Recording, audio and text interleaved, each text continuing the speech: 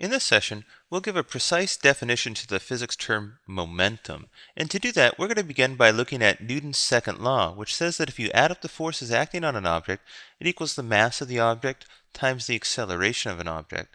Now, if you recall also, what Newton's second law says is, it says a force is required to change the state of motion of an object. That is, a force is required to speed up or slow down an object.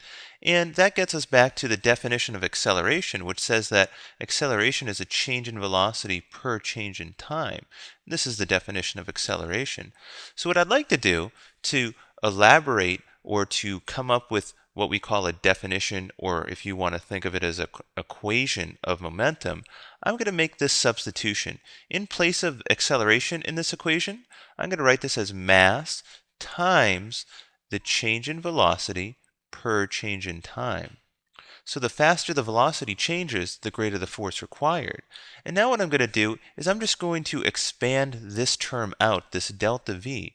And when I do that, I get mass times V final minus V initial divided by the time it takes to change that velocity. Now the next step I'm going to do is I'm going to distribute this mass term to both of these velocity terms. And when I do that, I get mass times V final minus mass times V initial divided by the time it takes to change that velocity. Now, in physics, this term, or this product, mass times velocity, shows up so frequently that we actually give it a very special name.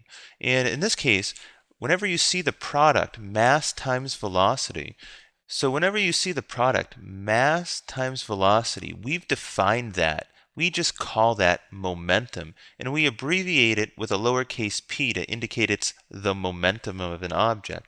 Now, momentum can change, and so we can talk about the initial momentum of an object, which we would indicate as a p with a subscript I to indicate as the initial momentum of the object. And in this case, this would be the product of mass times the initial velocity of this object.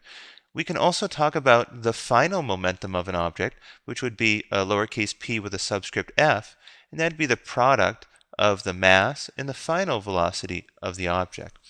And now what I'd like to do is make a substitution where I see this mass times velocity term up here, so in this case mass times the final velocity, I'm going to insert the term p final, or the final momentum.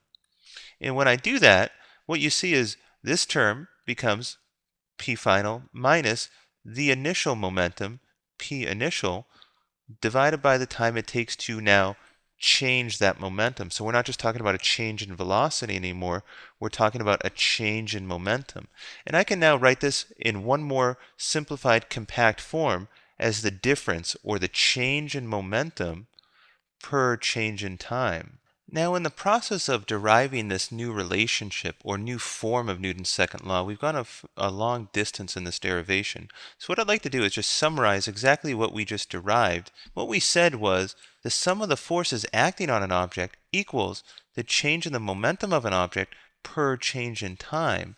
Now, another way to think about this is that a force is required to change the momentum of an object. So if this is a force, so it causes a change in momentum in a specific period of time. Now, this is one form of Newton's second law. We've already looked at the form of Newton's second law that says that if you add up the forces acting on an object, it equals the mass of the object times the acceleration of the object. That's an equally valid form of Newton's second law. This is a slightly different form, and it turns out when we start dealing with very complicated systems of interacting particles, this form of Newton's second law is a much more easy form to work with. Now, the last thing I want to talk about in this session is the units that we use to measure momentum. So we said that momentum was defined to be mass times velocity. Now, we measure mass in units of kilograms, and we measure velocity in units of meters per second. So the units, or the base units of momentum, are the kilogram meter per second. And the interesting thing is we do not have a special name for this unit. When we were talking about force, we said that we measure force in units of newtons, and we said that 1 newton was the force required to cause an object with a mass of 1 kilogram to accelerate at a rate of 1 meter per second squared. This was the definition of the Newton. So a Newton was a derived unit, and these were the base units. So the kilogram, meter, and second squared were the base units of a Newton. We don't have a special name like the Newton for the units of momentum. It's just simply called the kilogram meter per second. It's been argued about for years that we need to come up with a special name to signify the importance of the unit of momentum, but that hasn't happened, and I don't see that happening in the foreseeable future. But for now, just know that the units of momentum are the kilogram meter per second.